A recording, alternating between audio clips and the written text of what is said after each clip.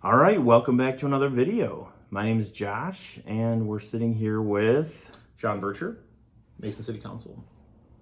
Thanks for doing this. No, thank you. Thanks for having me. Yeah. So, are you first? Let's before we get into the obvious. Yes, we're going to talk about data centers. Don't worry. Don't worry. Don't click off. What brought you to Michigan, or did you grow up here? Yeah. Why Mason? Yeah. So I was actually originally born in Florida. Was an Air Force brat. My dad was in the U.S. Air Force, and he was stationed in MacDill in Tampa. And when he retired, we moved to Michigan because my mom's originally from Michigan, and we settled in the Olivet, Michigan area. So probably from around the third grade onwards, we lived in Olivet, and graduated from Olivet High School in 2006. I also joined the U.S. Air Force, was stationed in Germany and California, deployed to Kyrgyzstan. Then afterwards, it's kind of funny, I said, I was never going to move back to tiny Olivet, Michigan, but I wound up, going to Olivet College, using my GI Bill, and studied pre-med at Olivet College. When I finished that, was lucky enough to get hired at Oaklawn Hospital, working in infection prevention in Marshall, and was studying for the MCAT, and decided I just really liked infection prevention and epidemiology, kind of like the data of healthcare. So I kept doing that, and worked at a few different places, the University of Michigan, Henry Ford, and when my wife and I got married, she was living in Mason, and I was living in Marshall, and I was like, well, of course we're gonna wind up in Marshall, but I've been in Mason for the past 8 years now, so about 6 or 8 years, yeah. So when we got married, we moved here, and been here pretty much ever since. So that's kind of what brought me here, getting married, my wife living here. So really like Mason a lot. It reminds me a lot of Marshall, where I moved from. So Yeah. kind of a cool town in that way. What did you do in high school? Like, I'm assuming you moved around a lot, or did you pretty much stay in Florida? So yeah, after my dad retired, we were in Olivet until I left for the Air Force. Actually, my parents still live in Olivet, where I grew up. As far as like things I did in high school, I was in soccer, band, played single-reeded woodwind, so clarinets and saxophones. Was in Science Olympiad. Was the on Quiz Bowl theater. Did a bunch of pretty much all sorts of different stuff. So yeah, I was really involved, and was thinking about going to college, but the Air Force seemed kind of like an exciting option, and something to get out of Michigan, see the world, and learn a skill. So I was a medic, and really was interested in healthcare and helping other people. So definitely got an opportunity to do that. Does the desire to help people kind of translate over to like what was your motivation for wanting to serve on public service? I'd say exactly that. I've always wanted to serve and help people, and I've really been doing that throughout my whole life. I worked, as a medic, both at Landstuhl Regional Medical Center in Germany during surge in Iraq and Afghanistan. So really, job there was helping people, helping wounded soldiers. When I got stationed back stateside, worked on an ambulance at Edwards Air Force Base, which is like a test and research center in California. Really neat place. Was the alternative landing spot for the space shuttle, which was kind of cool. And so yeah, really always been driven to help people. And I became a registered nurse because kind of drawn to service and helping others. And when I moved to Mason, I wanted to get more involved. My wife had been involved in different things with the city, so raised my hand and interviewed and served on the planning commission, eventually becoming vice chair of the planning commission, the building authority, local officers compensation commission, and board of ethics, because I believe in service. Even outside of that, I'm pretty involved with the VFW, the local VFW Post 7309 here in Mason. I'm the post quartermaster up there, so I handle a lot of the financial stuff that goes on the post, making sure bills get paid and and we can keep the lights on to help veterans in the broader community. Pretty involved with a veteran support group up at the VFW. Again, because I feel driven to help other people and to serve, and try to do that all the time. So amongst having, a wife and 2 young children, so it's and working full time. So it's busy, but I don't think I'd want it any other way. So when it comes to city government and even just like all the commissions and stuff, a lot of people focus like only on city council, and I think that's a reflection of people's attitude toward politics in general. People focus kind of more on like who's the president rather than what's locally happening that's affecting me personally. So in our climate of Mason, with all the different commissions and stuff, how do we get people more involved? And like, you don't have to be on city council to kind of have a voice and be involved in that. Oh yeah, absolutely. Yeah, I think, my first thought on getting involved in serving was to check out the city's website and get to know, people in city government, which, I did do when I moved here. And I've known city manager Deb for a while, and the people involved in city government, not just people on council or elected officials, but really like city staff. And I think we have a wonderful city staff in the city of Mason that do extraordinary work. And really those are the people that are day to day making sure city services operate, that, when you turn on the tap, clean water comes out, and that the roads are good to drive on. So yeah, getting to know those people, and really like all the accessory boards and commissions are really important. It's kind of funny.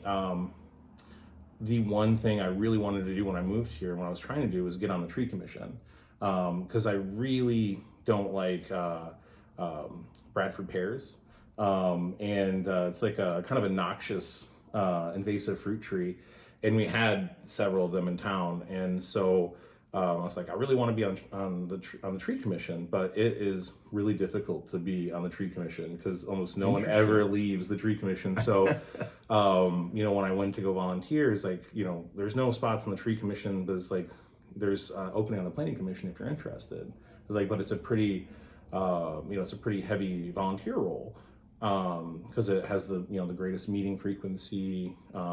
Really, like the things that come in front of planning commission are pretty consequential.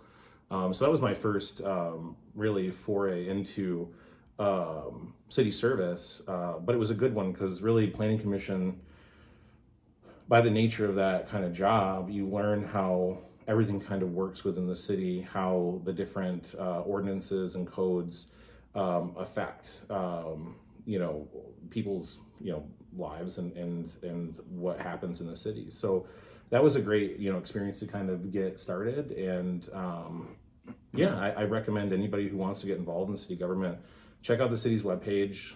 There's openings from time to time in the different boards and commissions, and it's a great way to get involved in the community, see how things really work, and get to know city staff and help out, contribute to this great town. Who's somebody, like a local person, not a politician, that is kind of inspires you? Well, there's several people that outside of politics. I would say our post commander at DFW 7309, Glenn. He's great. He is definitely a service person, service first individual. And he's always up at the post helping to do stuff. We do a lot of labor for things by ourselves, because we're a nonprofit. It's a volunteer organization. So he's out delivering medical equipment to people who need it. He's always like a mission first kind of guy. I think that's kind of for veterans, I think that's kind of something that's drilled into you a little bit. And definitely it's one of the things I like about the VFW, is that we still get to serve in different ways and help out people, not just the veteran community, but really anybody who needs medical supplies. We hold blood drives up at the post. So that's definitely a person that inspires me. that he, was always involved in something, and by nature that I get involved in that stuff too. So, that's probably a person I would say, although he lives in Dansville, but it's kind of the broader, community. And the VFW, we're based here in Mason, just right outside of town, but, we serve, our broader community. So. Cool. Let's say you're going door to door. What's your number one on your playlist? What are you listening to knocking on doors, kind of campaigning for city council? Oh, like what would be like my what elevator speech? Or what I'm listening to? Yeah, your number one. Lately, I've been listening to, I think we were, speaking before we got started, we're around the same age, so listen to probably similar music. Lately, it's Incubus's Drive. I've been listening to a bit. Just kind of helps motivate me a little bit and kind of push through a lot of the the broader negativity that I think has kind of overwhelmed the conversation. I just try to keep my head held high despite everything, and really just push through and work on what I believe in, and that's probably one of the top repeats lately on my playlist. So. But that was the next question, is like, what's your so somebody opens the door, what's your sort of Sure. I think the first thing I would do is, introduce myself. I'm John Vercher, currently serving on city council and running for city council again, and I'd appreciate your vote. I'm focused on several different things. I know that most topics are probably going to drift towards, data center conversations, but really the functioning of city government and serving on city council is so much more than any one, topic. I would certainly talk about, fiscal responsibility, meaning, balancing the city's budget, making sure that our obligations are paid, really kind of the boring day-to-day stuff that's really important that people rely on to make sure that the roads are, safe to drive down, the water comes out clean and reliably, all the different broader things the city service. Also, talking about responsible development is really a much more complicated conversation than just saying, yes or no to any one given thing, because city government's not so simple that, you can be like, oh, I think that we shouldn't do X. Is like, that's great, but how would you do that within your legal authority? Really, I would say, like, taking our legal authority and maximizing it to the biggest benefit of the people that live within Mason. And that means, ordinances, zoning, planning, all these different things that go into ensuring that any development within Mason is properly regulated, and that the protections that we need are in place. So that would be, like my number two, and number three is affordability. It's no secret that things are getting more expensive all the time. That's when I talk to people, just in passing, or, when the topic isn't solely focused on city council, people have concerns about affordability and how much things cost, and, essentially, like, those dining room conversations about bills and how much things cost. So really, as a city official, I'd focus in on how can we make living in Mason affordable and attainable, that anybody that wants to call Mason home can. And I think that's through different things the city can do to, ease the burdens via property tax or different things, really to make Mason more affordable to live within the maximum extent of our authority. So those are would be the top three things that I would riff on. Nice. Excuse me. It feels like there's kind of a disconnect between the city and like the current everything that's going on with the data center. Mm-hmm. I'm trying to word this because it's kind of worded awkwardly. I'll just read it verbatim. So this was one of the questions somebody. So it feels like there's a disconnect between the city and the anti-data center crowd, mm-hmm. where the testing is never good enough, the explanations are never sufficient. They just don't believe anything being put out anyway. How do we get past this stalemate? That's the $1 million question. I think several different things about that. I'm used to working in environments where there aren't always clear black and white answers. It kind of takes me back to COVID and the COVID pandemic.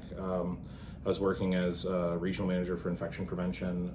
Was covering 3 hospitals. Oh, that's interesting. Yeah, it was a crazy job. I was managing infection control and epidemiology for 3 separate hospitals. So we're doing all the contact tracing for COVID exposures, other exposures, tuberculosis, anything you can think of, because germs were still out there and spreading, right. Besides COVID, and really managing all of the different requirements that were, and changing requirements that the federal government was handing down, the state governments were handing down, and also the operational concerns that the hospital is facing for staffing, safety, and all that stuff. And how do you mesh all those things together? And then how do you deliver a message that people can understand in 5 minutes and they can take? And it's a challenge. And I think really that's one of the things I try to do in this current environment. When I got on city council, I met with the city manager and shared some ideas that I had, that I've done in the past. And she was really receptive. It's one thing I really appreciate about Deb. Always listens to the things that I have to offer on there. And one of the suggestions I have, which the city did implement, and I think is actually a pretty great document, is the FAQ document on the city website. It really kind of breaks down everything in there, because I said that's something I've used in hospitals before, because you have some like major bullet points that kind of condense too long didn't read type of thing. And then if people want more detail and want to learn more, they can kind of click down into the FAQ, for frequently asked questions and the answers to them. So, hopefully that would serve as some basis that people can have information from the city. I don't know how well read that document is, or also I think it's, multiple different things too. And in healthcare, we deal with this as well. Is I think there's a general distrust of, hearing things from the government, and I can definitely understand and appreciate that as someone who's been involved in the government and the military. So, but that document, I want to say, is comprehensive. It kind of goes through everything. There's a lot of misinformation out there. And I will have to say the city has tried very diligently to communicate all the things that it knows and can share about everything going on. So I think that's a good first step. I think the other thing that I try to do is when I'm out and about in town, and I'm just interacting with people, is if they have questions, I try to answer them to the best of my ability. And if I don't know everything, I try to reference them to someone that can, answer their questions. And also some questions don't necessarily have answers right now either. There's a lot of unknowns about all sorts of different things. So I think as far as the information that exists, the city's done a pretty good job in that FAQ document, but it takes, commitment every day to get out there and answer, people's questions, and help at least, fill in, where there's, knowledge gaps or anything else. And, I'll continue to do that for as long as, I'm part of city government. So, I think it's interesting to compare this to the pandemic, because mm-hmm. it is very similar. Now that I never really put that together, but it is similar. There are sort of some kind of wild stuff, mm-hmm. and it's some stuff you have to look into yourself. I think in a way, this country, in the form of government that we have and stuff, there's a healthy distrust of government, mm-hmm. The spirit of revolution. Yeah, it's kind of intrinsic to our American identity. Yeah, mm-hmm. Yeah, we should be that, and it should call us to want to participate mm-hmm. in government mm-hmm. more, to kind of keep it honest. Oh yeah, but how do you balance sort of the I don't like the government with also everything the government says, everything the city council says is not necessarily a lie.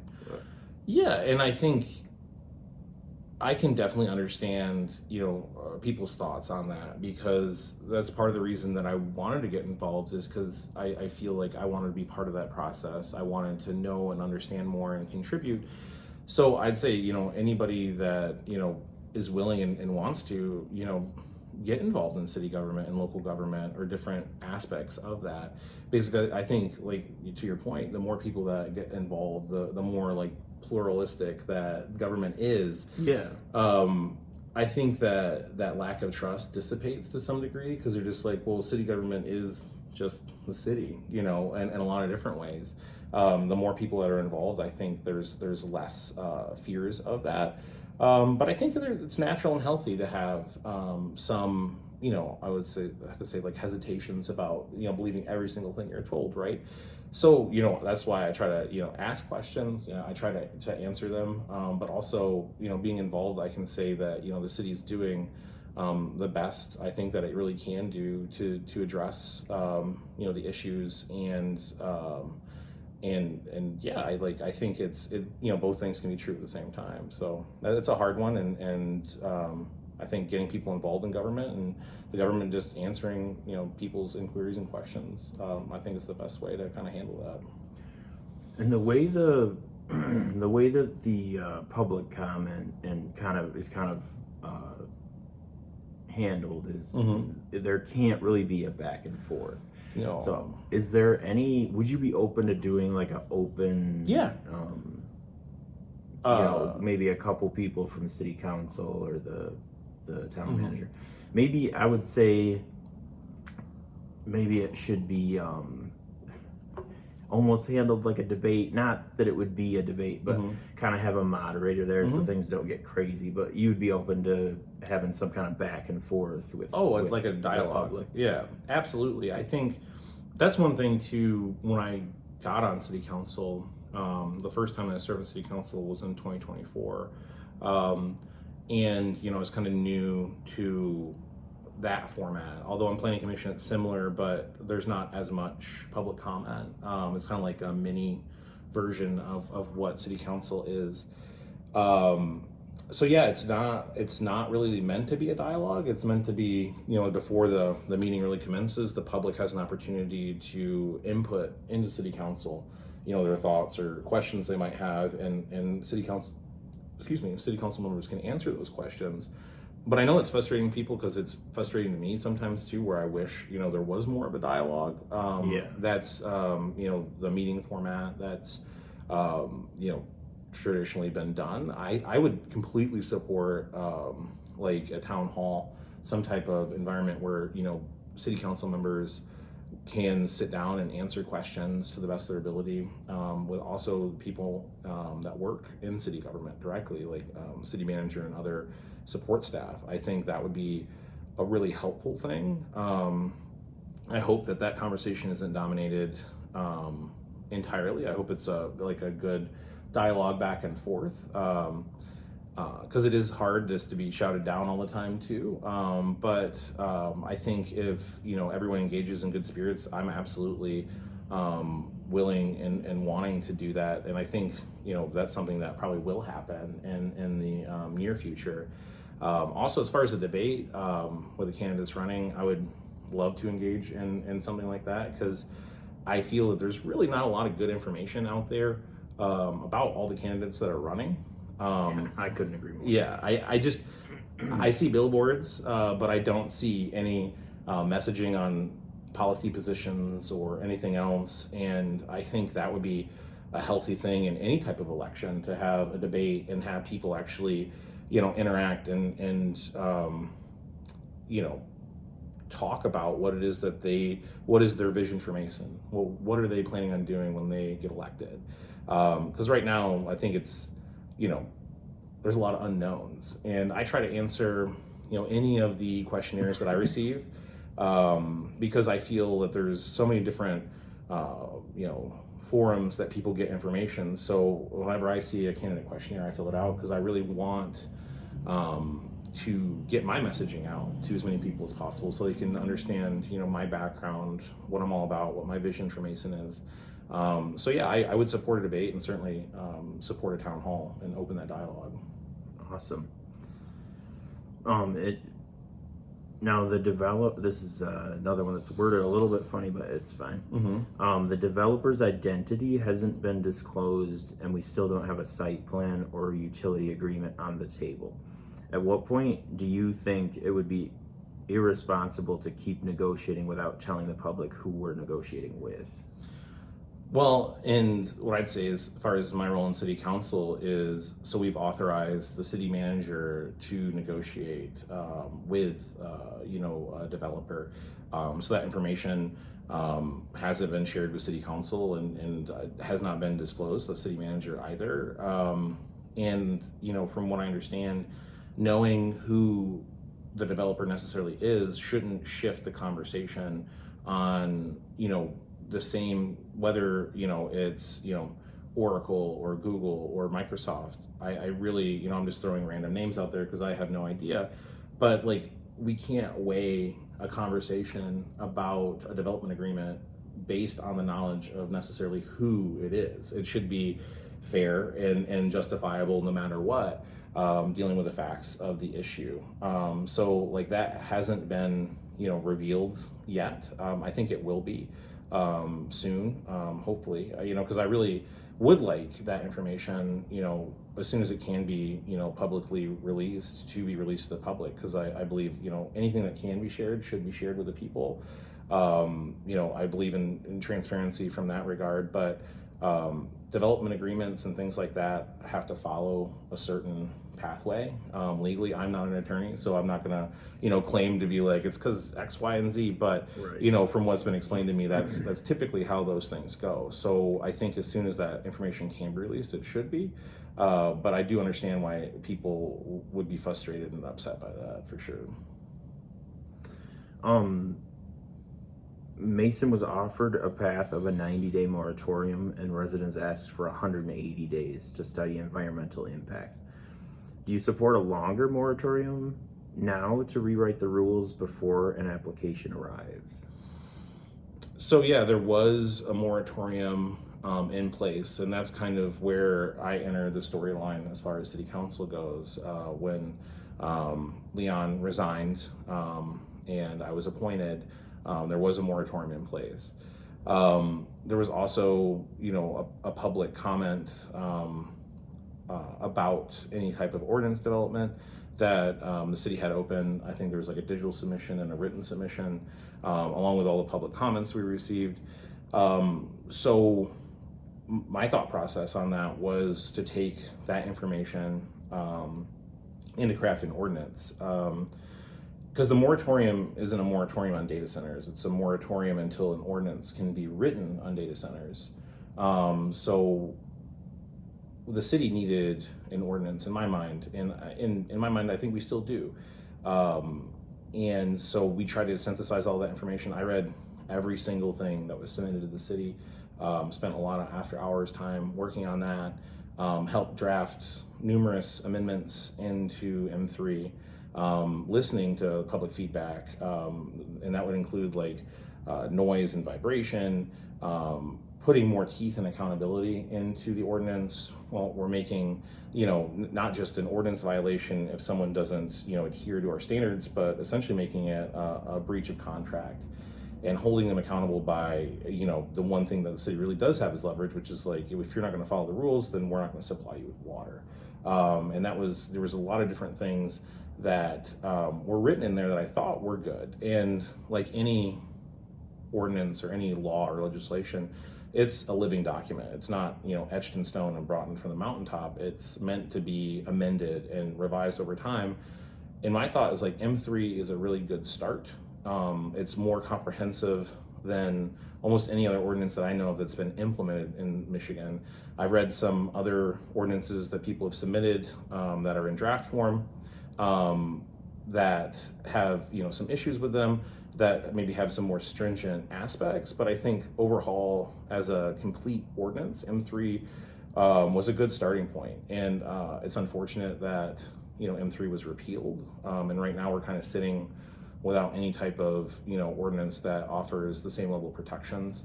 Hopefully the same types of protections can be written in any type of development agreement with a particular developer, but I'm hoping in the future that we can have a comprehensive ordinance in place.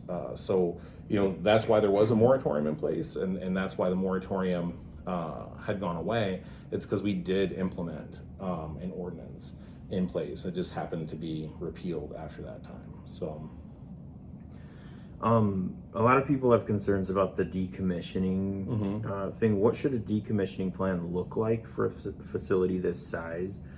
if the owner goes bankrupt or technology changes in 15 years, who pays to take it down? Well, from what I understand, and that's a good question. That's something we've been asked a lot about. I did write a provision into M3 that the city, I'm trying to remember verbatim what it says, but essentially it says the city may allow surety bonds, maybe something on the table where legally allowable.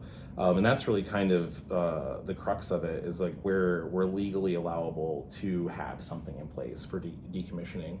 Because from what I understand and what the city manager has talked about is you can't really require someone to do something unless there's some type of incentive on the table. So, and we're not interested, and I'm certainly would never be interested in offering any tax incentive or abatement to any development project in Mason, because I don't think that these billion and trillion dollar corporations need any type of tax relief. Right. So without that, there's no way that we can like force them to do that. But also I'd say, like, let's say a development does come to Mason and they build, a large building. That building has value, regardless if it's operating as a data center or not operating as a data center. And someone will own that structure in the future. And also, if it's a solid structure that has infrastructure and everything built into it, that building holds value and could be repurposed into something else. And I don't think the city council's authority is to tell someone that they have to tear down a building on their private property that has value. If it's there's many different conversations that could be had on that, but yeah, as long as the building is standing and it's owned, it's got tax value, so they'll be paying city taxes, and also those buildings could eventually be repurposed for other things. I think data centers, a lot of people say the technology will be obsolete in 5 to 10 years. I think technology will advance a lot in the next 5 or 10 years, but I think there's still going to be a need for the clustering of data processing. I don't think that's going away anytime soon. It's increasingly being seen as not only just critical infrastructure, but national security. And that's been echoed by the presidential administration, and also state governments as well, that's really seen as critical infrastructure. We're heavily reliant on everything that data centers do. And it's outside of even just generative AI, it's anytime you do a Google search or you look at something on the internet or you use GPS, like all those are queries that are being routed to a data center for processing in some type of way. The world is increasingly online and it's increasingly digital, and transactions from your bank, photos you send to each other, those are all stored somewhere and sent to different types of people. So I don't think that technology is going away anytime soon. If anything, I think it's going to become more commonplace and normal. So before we started recording, we were talking about both of us growing up in the 90s. Yeah. And that's kind of I have my woes and my about where the world is going and what it was like when I was a kid and stuff. How do we balance that sort of nostalgia, wanting to keep classic small town character, but also move Mason into whatever future's coming? Oh, sure.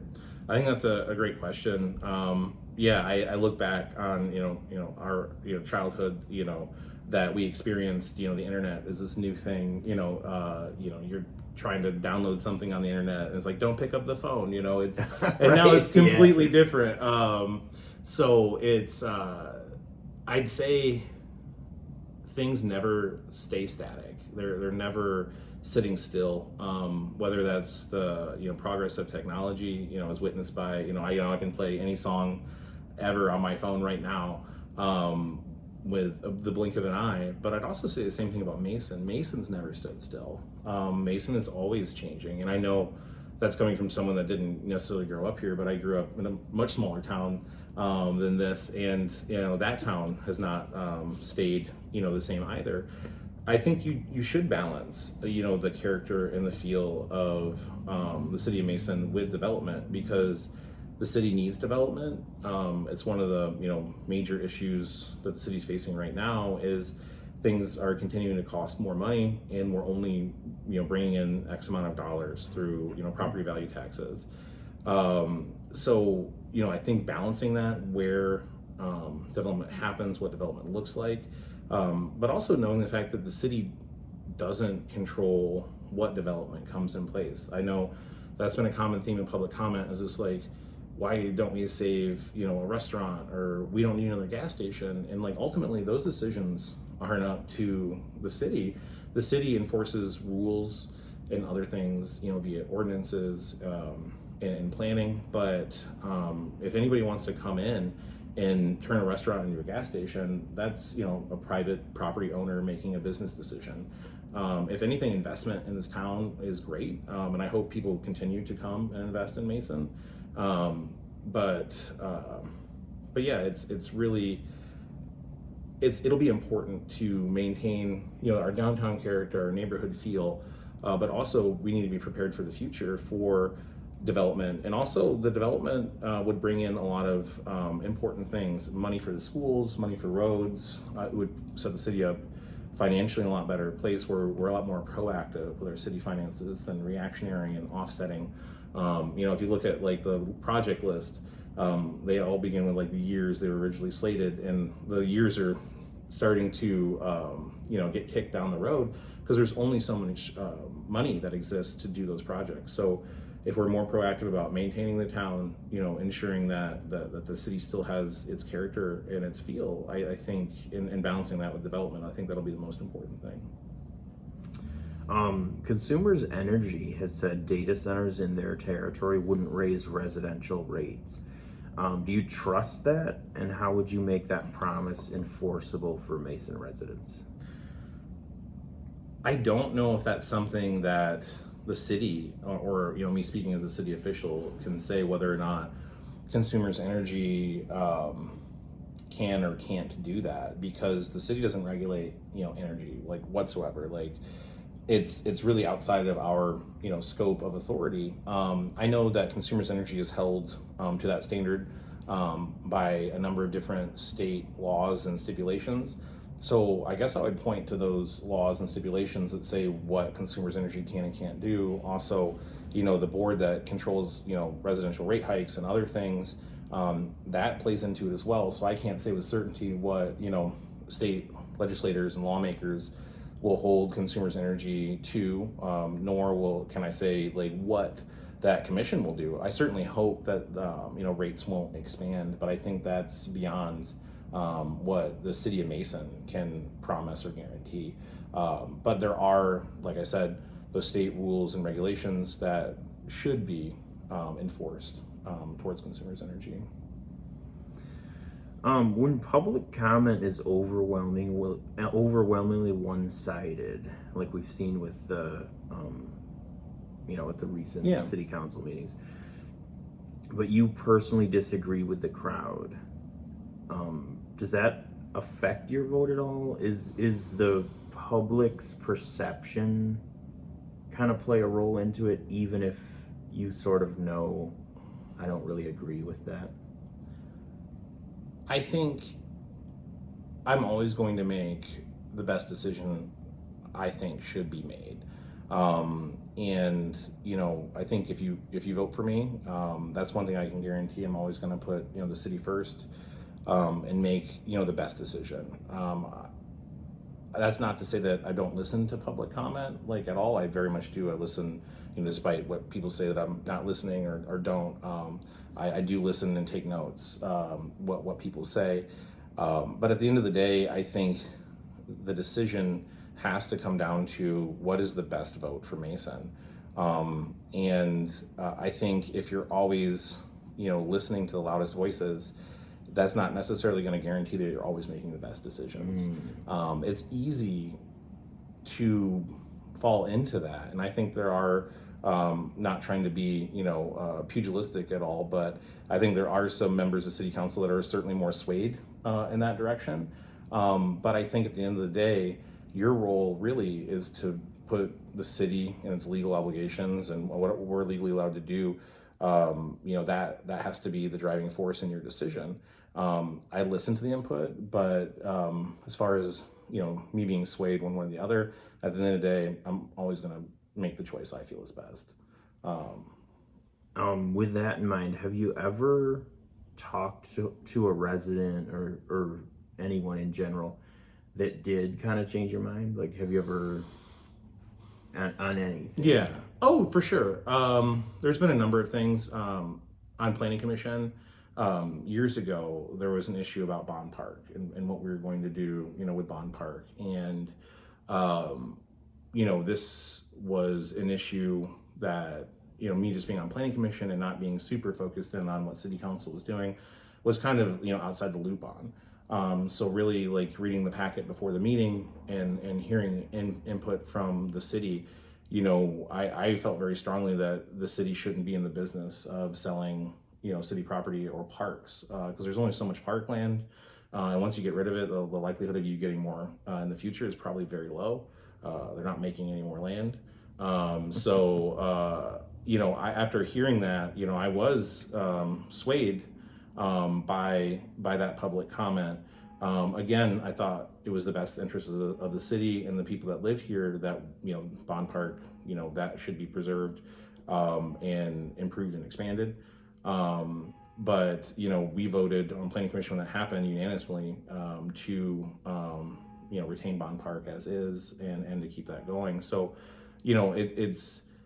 I listened to public comment, and I felt for everyone that was coming to speak about the park. I live not super far away from Bond Park, and you can go there with my kiddos. So yeah, I certainly listened to input, but at the end of the day, it's rooted in the best decision for Mason. Let's say you're just a random weekend. Mm-hmm. Courthouse Square or antique shops? Where might somebody find you? Well, I live in a historic home. It was built in 1885. So really cool. It's super. I've always loved old homes. I lived in Marshall before this, and Marshall's full of these old post-Civil War architectural examples, and so I've always loved that, and our house retains a lot of that character. So I've certainly been to all the antique stores. I love excuse me. I love walking through there with my wife and kiddos and finding things. I also really like vinyl and records, and so I'm always looking through something that I want to listen to that's different. I think that's fun, and most of the antique stores have records for sale.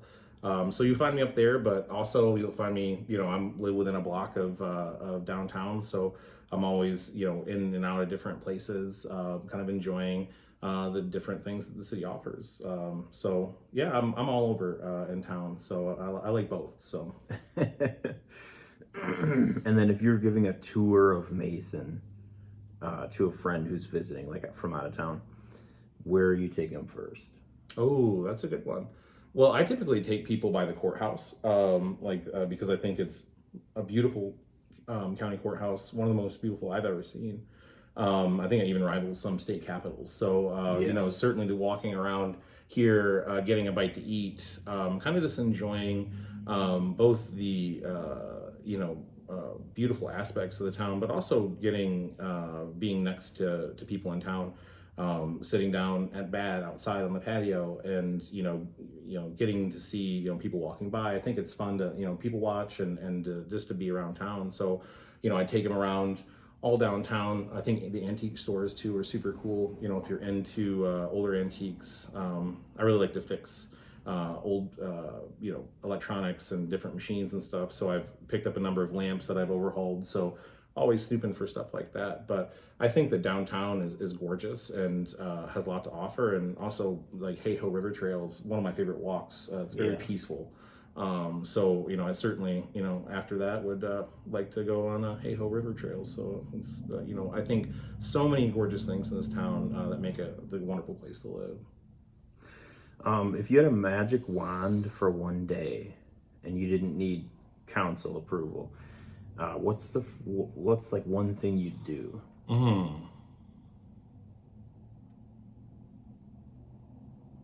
That's a good question. Yeah, we got some interesting ones this Yeah. time. I don't know. I think that's one thing I appreciate about our form of government is that it doesn't rely on any one person, to make decisions. Because I think if I was given a magic wand, my first thought wouldn't be like, oh, there's so many things I want to do. I think it would be caution and reluctance about what decisions that I would make unilaterally with a magic wand. I think my first thing that I'd do if I had one was talk to people and get some input and feedback, and that's what I appreciate about what we have on city council is a dialogue.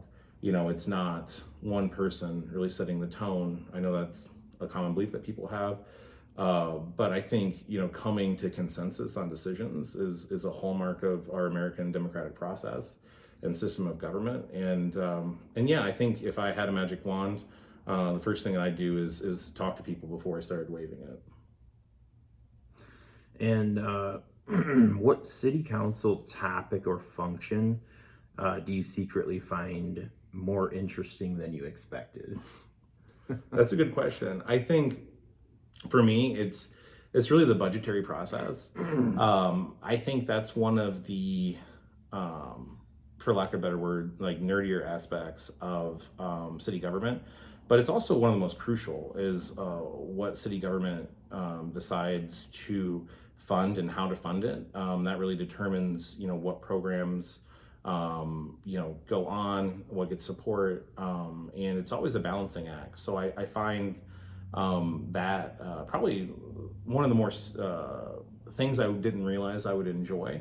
But it's essentially complex decision making. It's weighing balances and trade-offs, and I enjoy that. And I think at the end of the day, no matter what happens, that is one of the most important, if not the most important functions, is determining what gets funding and how it gets funded. I think the city does a really good job with their budgetary packets and the presentations they give, which the city can look at, or the city residents can look at. And I invite everybody to take a look at it because it really breaks down, what the city has, what we take in, and what, the city's proposed to spend money on. So I think that's one of the things that I, going into it, I didn't know that I would enjoy so much. And it's certainly probably one of my more favorite things to do. And then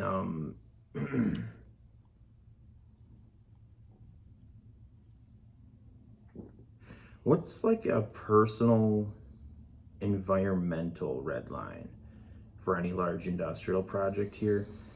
Like water testing, noise standards, setbacks, berm heights. What's they said specifically environmental red line? Yeah.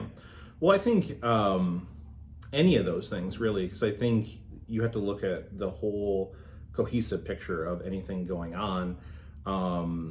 That's why, I had written so many amendments into M3, is because I think all those things are important. I think keeping noise at a, objective, measurable level and enforcing that is super important, because I think people, should have, peace, in their homes. And, we set that at 55 decibels. I think, we could work to even try to lower that as well. Vibration standards were written into the ordinance. Light pollution, things to mitigate that were written into it. Berms, that's why, I've commented on several different things saying, I don't think M3 as was written is necessarily where it should finally land. I think we could always look at how we could increase all those protections to the maximum allowable levels, where we would still be within, zoning that wasn't exclusionary, or essentially within our legal authorities to mitigate all those things as much as possible, because I think that's what really the city can do. The city can write and enforce regulations, and that's really what I would like to see is as much protective things as possible, so that when people walk or drive by a development like this, they don't even necessarily notice it. It should blend in, and it shouldn't be something that they're just like, oh God, this terrible, awful thing that is, in our midst. It should be, what thing. And I think as much as we can do to write those protections in, we should pursue that. And I'd always be willing to do that. So, and I've done it in the past. So, a lot of the functions of the government almost seem sort of reactionary because you can't really predict who's going to all of a sudden take an interest in developing here. But then there are points where you can be proactive with things too. So with that in mind, what is something that you would like to see done, like the M3, something like that, as opposed to just kind of waiting for something to happen to us?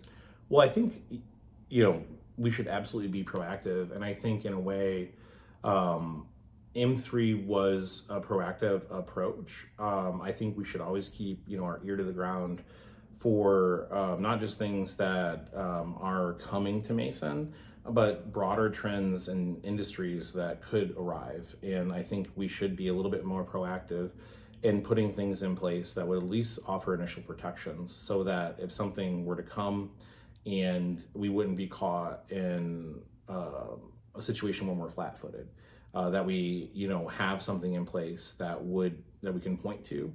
And I think anytime we learn more information, because we always should be out there learning more information about different things, to be more prepared to deal with it. I think we should write those things in place in ordinances, again, to the maximum amount that we really can, that isn't going to impose undue restrictions legally on anybody, but also offer people as much protection as we possibly can.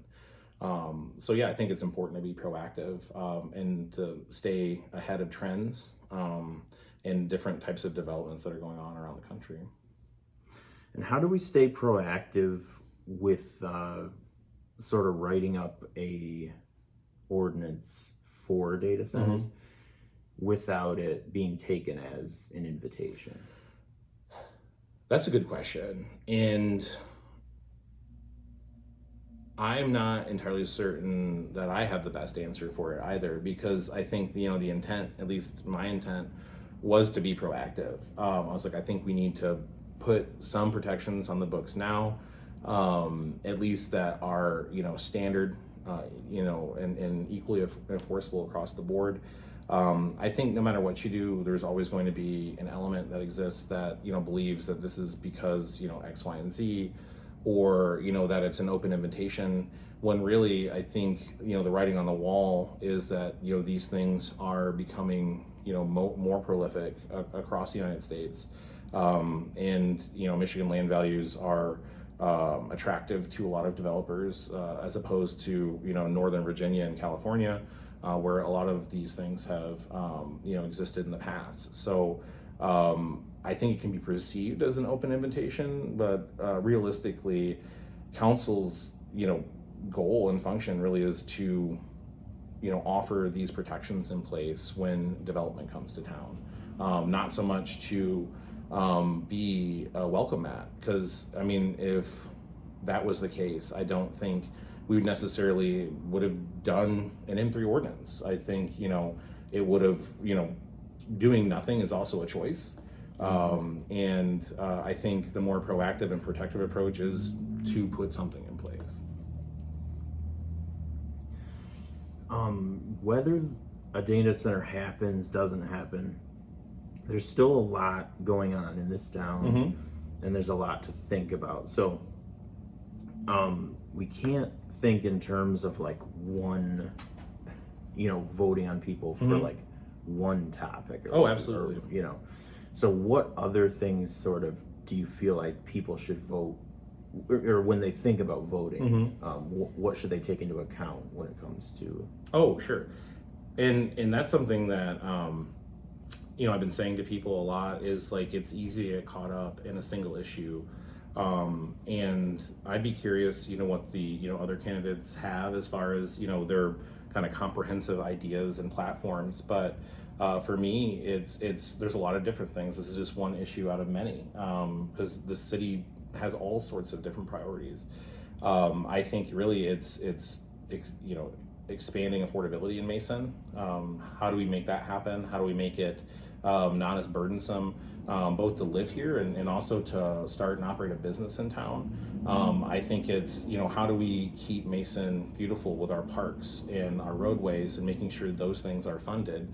I also think it's, supporting different types of developments and also like housing developments, because I think there's, a shortage of housing. There's new housing developments coming to town that I think will expand both the capacity of housing and also the different options that are available. But if you look around, different cities in Michigan and the United States, there's a lot of different creative things for housing that they've done where, you're combining both, commercial and residential, like 1+4s, 1+5s, things like that. I think those type of developments are worth, looking at and figuring out how that can be best integrated with the city.